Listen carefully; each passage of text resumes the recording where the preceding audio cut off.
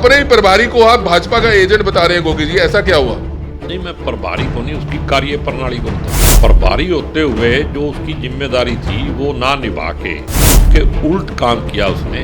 वो काम किया जिससे बीजेपी को फायदा हो, कांग्रेस को नुकसान हो। तो उससे मेरे को लगता है कि वो बीजेपी के ब्याह पे ही काम कर रहे थे। आज कुलदीप शर्मा से भी हमारी बात हुई, सीनियर कांग्रेसी नेता है, और उन्होंने भी ये कहा कि एक या दो लोगों को सिर्फ प्रोजेक्ट करना गलत था। पहले बहुत से कांग्रेसी नेता हुआ करते थे हरियाणा में, अलग अलग बिरादरियों के नेता थे, लेकिन सब वो अब नहीं है। ऐसा क्यों? दो भी कहाँ थे? भूपेंद्र हुड्डा, दीपेंद्र हुड्डा की तरफ इशारा था क्या? उनका तो दो कह रहे हैं वो, मैं डेढ़ कह रहा हूँ। डेढ़ कौन? बापू बेटा, दो कहाँ थे? जो प्रदेश अध्यक्ष तो था ही नहीं। मैं तो पिछले 1 साल से कह रहा था, 1.5 साल से प्रदेश अध्यक्ष जो कांग्रेस का। प्रदेश अध्यक्ष भी चेंज हो सकते हैं? होना चाहिए। क्यों? जिस प्रदेश अध्यक्ष ने पीछे ही नहीं डली फोड़ी, आगे क्या करेगा? प्रदेश अध्यक्ष कभी था ही नहीं। क्या शमशेर सिंह गोगी प्रदेश अध्यक्ष बनना चाहते हैं अगर उनको मौका दिया जाए तो? क्यों? मैं पार्टी का मतलब वर्कर हूँ। अगर हाईकमांड चाहेगी तो मेरे को बनाएगी, तो मैं भी पूरी कोशिश करूंगा कि ये कांग्रेस वहीं पहुंच जाए। हरियाणा में विधानसभा चुनाव के नतीजे आए काफी समय हो चुका है, सरकार भी बन चुकी है, मंत्रिमंडल शपथ भी ले चुका है। अब कांग्रेस के नेता एक दूसरे पर आरोप लगाते हुए नजर आ रहे हैं। हार के क्या कुछ कारण रहे, ईवीएम में गड़बड़ी के जो कांग्रेस ने आरोप लगाए, उसको लेकर कांग्रेस ने कल एक कमेटी का गठन किया जिसमें 8 नेता शामिल हैं। कांग्रेस ने उन्हीं 8 नेताओं को शामिल किया है जिन लोगों ने शिकायत दे रखी थी। और इस बारे में बातचीत करने के लिए कांग्रेस के असम से पूर्व विधायक शमशेर सिंह गोगी, जिन्होंने खुद भी चुनाव लड़ा था लेकिन वह 2200 वोटों से सिर्फ हार गए, वो हमारे साथ मौजूद है। उनका एक बयान वायरल हो रहा है सोशल मीडिया पर अपनी ही पार्टी के प्रभारी के बारे में, दीपक बाबरिया जी के बारे में, जिनको भाजपा का एजेंट वह बताते हुए नजर आ रहे हैं। तो सबसे पहले शमशेर सिंह गोगी जी से जानना चाहेंगे, अपने ही प्रभारी को आप भाजपा का एजेंट बता रहे हैं गोगी जी, ऐसा क्या हुआ? नहीं, मैं प्रभारी को नहीं, उसकी कार्य प्रणाली को बता रहा हूँ। प्रभारी होते हुए जो उसकी जिम्मेदारी थी वो ना निभा के उसके उल्ट काम किया उसने, और वो काम किया जिससे बीजेपी को फायदा हो और कांग्रेस को नुकसान हो। तो उससे मेरे को लगता है कि वो बीजेपी के ब्याह पे ही काम कर रहे थे जी, कांग्रेस के फायदे के लिए काम नहीं कर रहे थे। वरना मेरे को भी सारी उम्र होगी इस पार्टी में, और जनरल सेक्रेटरी का काम होता है कि स्टेट के अंदर कहीं भी अगर कोई दूरी है, नेताओं की आपस में खींचतान है, तो कोऑर्डिनेट करके उसको नज़दीक लाया जाए और सामूहिक नेतृत्व बना के पेश किया जाए। इसके अंदर जो मैंने देखा, और मैं व्यक्तिगत तौर पे भी उनसे बात की, वो टोटली वन वे ट्रैफिक चला रहे थे। और मैंने उनको कहा भी था कि आप जो ये काम कर रहे हो इससे कांग्रेस का बहुत बड़ा नुकसान होगा। तो उन्होंने कभी सुना नहीं। उस अपने एक्सपीरियंस के हिसाब में मैं कह रहा हूँ कि मेरे को लगता है कि वो बीजेपी के लिए काम कर रहे थे, कांग्रेस के लिए नहीं। आपने कहा कि नाराज हुए कार्यकर्ताओं को, नेताओं को मनाने का काम था प्रभारी का होता है, लेकिन वो काम तो राहुल गांधी भी कर गए। नारायणगढ़ में जब रैली में आए, कुमारी शैलजा का, भूपेंद्र सिंह हुड्डा का हाथ स्टेज पर ही दोनों का हाथ मिलवा कर चले गए, लेकिन उसके बाद भी हाथ मिले नहीं, वो आपस में दूर हो गए उल्टा। नहीं, मैं वो नहीं कह रहा हूँ। उससे पहले 1.5 साल तक वो हमारे प्रभारी रहे, तो उसमें जो ग्रुप कह लो या सो कॉल्ड लीडरशिप जो सत्ता के लिए लड़ाई लड़ रही थी, संघर्ष कर रही थी, उनको कभी भी एक टेबल पे नहीं बैठा सके हो। तो माहौल एक दिन में नहीं बनता है। मतलब प्रभारी की जिम्मेवारी थी कि सभी कांग्रेसी नेताओं को एकजुट करते तो शायद आज कांग्रेस की सरकार बन गई होती। अगर प्रभारी जी ऊपर सही रिपोर्ट देते तो शायद जो काम नारायणगढ़ में किया वो काम पहले कर देते राहुल गांधी। इसका मतलब ये है कि पहले रिपोर्ट कुछ ऊपर और दी जाती थी और ड्रामे ज़्यादा थे, असलियत सामने आ गई। जब हारी थी कांग्रेस हरियाणा में, बहुत बुरी तरह से हारी थी, जिस कांग्रेस को उम्मीद थी कि वह सरकार बनाने जा रही है, लेकिन हार का सामना करना पड़ा। उस समय तो सभी नेता ईवीएम पर ठीकरा फोड़ रहे थे, लेकिन अब धीरे धीरे धीरे धीरे आकर सामने आने लगे हैं। कांग्रेस की फूट भी याद आ रही है, एक या दो नेताओं को सिर्फ प्रोजेक्ट किया जा रहा था, ये चीज भी याद आ रही है। अब सभी कांग्रेसी नेता सही असलियत जो है सामने लाने लगे हैं। मैंने पहले दिन से कही है और आपके पास भी रिकॉर्ड होगा, ईवीएम जो है इसका मुद्दा उठा के जो अपनी कमजोरियां हैं उनको छिपाने, मैंने तो फैक्ट फाइंडिंग वाले जो हमारे बघेल साहब थे उनको भी यही कहा था कि ईवीएम का नाम लेके अपनी असलियत पे पर्दे मत डालो, असलियत को समझो और उनकी कमियां दूर करके कांग्रेस को मजबूत करो, इसका संगठन बनाओ। आज कुलदीप शर्मा से भी हमारी बात हुई, सीनियर कांग्रेसी नेता है, और उन्होंने भी ये कहा कि एक या दो लोगों को सिर्फ प्रोजेक्ट करना गलत था। पहले बहुत से कांग्रेसी नेता हुआ करते थे, हरियाणा में अलग अलग बिरादरियों के नेता थे, लेकिन सब वो अब नहीं है। ऐसा क्यों? नहीं, दो भी कहाँ थे? भूपेंद्र हुड्डा, दीपेंद्र हुड्डा की तरफ इशारा था क्या उनका? नहीं, उनका तो दो कह रहे हैं वो, मैं डेढ़ कह रहा हूँ। डेढ़ कौन? बापू बेटा, दो कहाँ थे? जो प्रदेश अध्यक्ष तो था ही नहीं। मैं तो पिछले 1 साल से कह रहा था, 1.5 साल से, फिर प्रदेश अध्यक्ष थे वो कांग्रेस का। आप मेरे को बताओ, आप पूरे करनाल जिले में घूमे, कोई आपको प्रदेश कांग्रेस का आदमी मिला कहीं?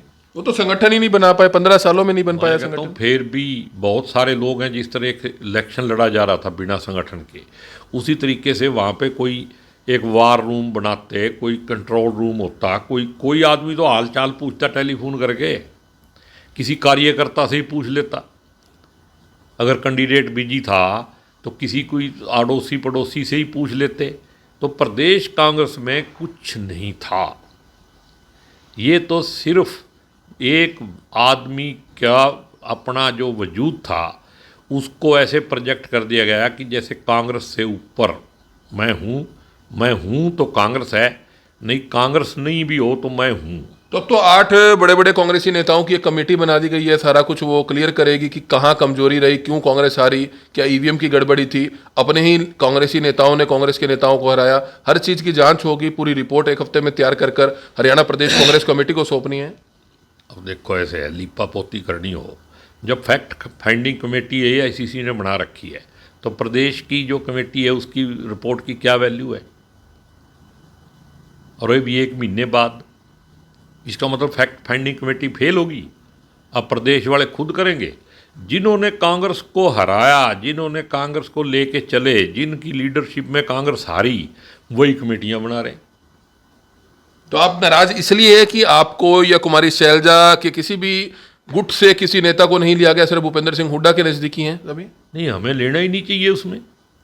हम तो इलेक्शन आ रहे हैं, हम तो बताएंगे भी क्यों आ रहे हैं। बाकी नेता भी ऐसे ही हैं, जो जीते हैं और हारे हैं, उन्हीं को लिया गया है। नहीं, उनको लेना ही नहीं चाहिए ना। उनको लेना चाहिए जो इलेक्शन नहीं लड़े और सीनियर लोग हैं, चाहे वो इलेक्टोरल पॉलिटिक्स से बाहर भी हैं। हमारे इतने MP जीते हुए, उनमें से लेते किसी को। अब आपको क्या लगता है 1 हफ्ते में क्या कमेटी का रंग निकल कर सामने आएगा, क्या रिजल्ट होगा इसका जो 1 हफ्ते का समय मांगा गया है? कुछ रिपोर्ट से कुछ होने वाला है आने वाले दिनों में? क्योंकि जो एक नेता चुना जाना है, विधायक दल का नेता चुना जाना है या नया प्रदेश संगठन चुनना है, उससे इसको फायदा होगा? देखो, इससे कुछ नहीं होना। ये तो लोगों का एक माइंड सेट चेंज करने के लिए है। भाई कमेटी बना दी, अब बड़े कमाल है, भाई हम ही रहेंगे आगे। ये लोगों को समझाने की कोशिश है, गुमराह करने की कोशिश है।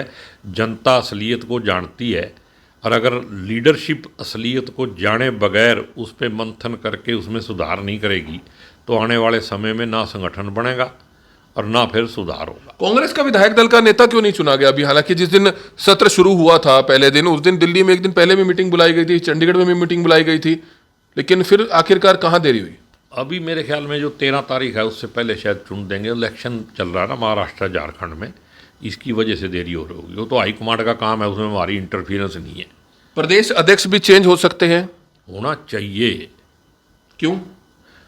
जिस प्रदेश अध्यक्ष ने पीछे ही नहीं डली फोड़ी, आगे क्या करेगा? प्रदेश अध्यक्ष कभी था ही नहीं। क्या शमशेर सिंह गोगी प्रदेश अध्यक्ष बनना चाहते हैं अगर उनको मौका दिया जाए तो? क्यों नहीं? मैं पार्टी का मतलब वर्कर हूँ। अगर हाईकमांड चाहेगी तो मेरे को बनाएगी तो मैं भी पूरी कोशिश करूँगा कि ये कांग्रेस वहीं पहुँच जाए और ये जो फासिस्ट शक्तियाँ हैं इनसे देश को और प्रदेश को छुटकारा मिले। तो आप भी अपने अपने को लेकर चलेंगे साथ या सभी को लेकर चलेंगे? मैं कांग्रेस का आदमी हूँ, कांग्रेसियों को साथ लेके चलूँगा। जो नकली आदमी टिकटों के लिए पार्टी में आते हैं और टिकट ना मिलने के बाद कांग्रेस का विरोध करते हैं, ऐसे किसी आदमी को साथ नहीं रखूंगा। अब आपको क्या लगता है, अब आने वाले समय में 5 या 10 साल में कांग्रेस का हरियाणा में क्या भविष्य रहने वाला है? क्योंकि 15 साल हो चुके हैं हरियाणा में कांग्रेस को अब दूरी से होते हुए, मतलब 15 साल सरकार नहीं आई, और अगले 5 साल की आपको उम्मीद है कि दोबारा से कांग्रेस अगर मजबूत होगी तो किन आधार पर होगी, कैसे मजबूत होगी? देखो, कांग्रेस को सबसे पहले संगठन पे जोर लगाना चाहिए। 5 साल का समय है, और मैं तो कहता हूँ कि पहले 3 साल दो अध्यक्ष को, और ऐसे आदमी को बनाओ जो बिना एमएलए के मुख्यमंत्री बन के ना सोए। यहाँ जिसको अध्यक्ष बनाते हैं वो रात को तो मुख्यमंत्री बन जाता, अगला दिन सुबह चढ़ता ही नहीं, वो फिर रात ही रह जाती है। अध्यक्ष ने तो कभी कहा नहीं मुख्यमंत्री बनने की वाली बात, जो पिछले अध्यक्ष थे। तंवर साहब का ऐसे ही गया टाइम। अब तो चलो कांग्रेस ही हो गया, आपके पास आए थे वो दोबारा। तो अब जो आए थे, देखो उदय भानजी तो बेचारे बन के रह गए। अगर वो कम से कम ये अपना अध्यक्ष का कुछ काम ढंग से किया होता ना तो इलेक्शन नहीं हारते। आखिरकार कहाँ आपको हिसाब से क्या लगता है, क्योंकि आपका भी बहुत एक्सपीरियंस है, सीनियर नेता हैं आप, एमएलए रह चुके हैं, कहाँ कमी रही, क्यों आखिरकार कांग्रेस सरकार नहीं बना पाई? 1 महीने में आपके पास रिपोर्टें आई होंगी, आपके हिसाब से क्या कारण लगता है? देखो, मैंने पहले भी कहा, मैं तो देख खुला काम है, मैं किसी का बचाव नहीं करता। ये जो कुछ भी हुआ है इसका सबसे बड़ा कारण ये है कि कांग्रेस पार्टी कहीं भी इलेक्शन नहीं लड़ रही थी। एक व्यक्ति विशेष इलेक्शन लड़ रहा था, और उसी व्यक्ति के नाम से एक नैरेटिव बनाया गया, और पॉलिटिकल तौर पे कोई काम ही नहीं किया गया। मैं कहता हूँ भी असंध से शुरू हुई राहुल गांधी जी की यात्रा, और वहाँ पे सभी नेता थे,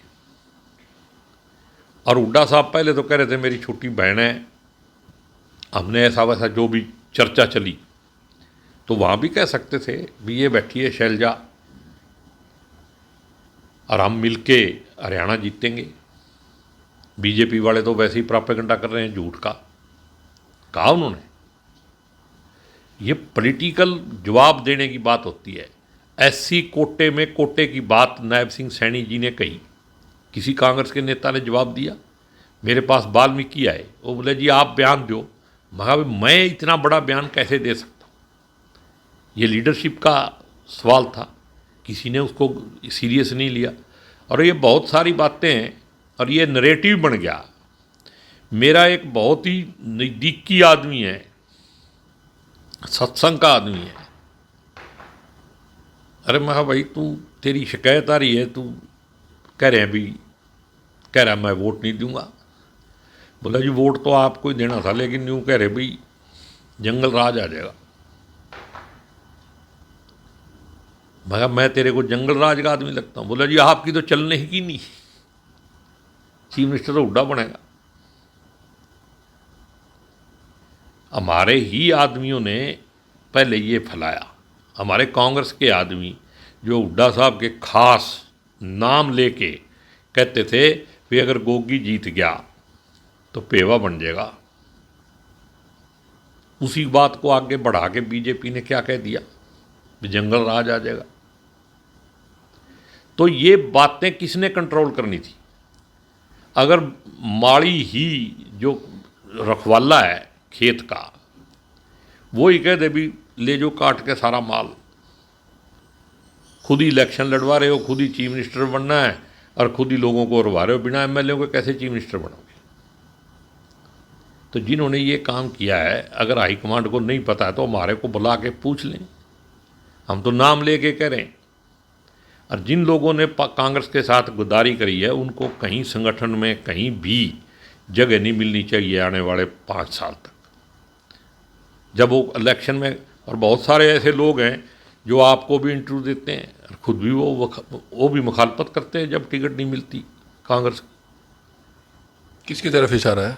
आप देख लो, आपको सारा पता है। नहीं, फिर भी किसकी तरफ इशारा है? पार्लियामेंट में जिन लोगों ने नहीं करी, तो ये जो हाथ के पंजे को नहीं मानता, आप पूरे दिन में एक आदमी तैयार करो, लेकिन वो ऐसा कांग्रेसी होना चाहिए जो हाथ के पंजे को माने। ज़्यादा लोगों की भीड़ इकट्ठी करने की ज़रूरत नहीं। ये नहीं है भाई टिकट नहीं मिली तो जात बरादरी में चले जाओ।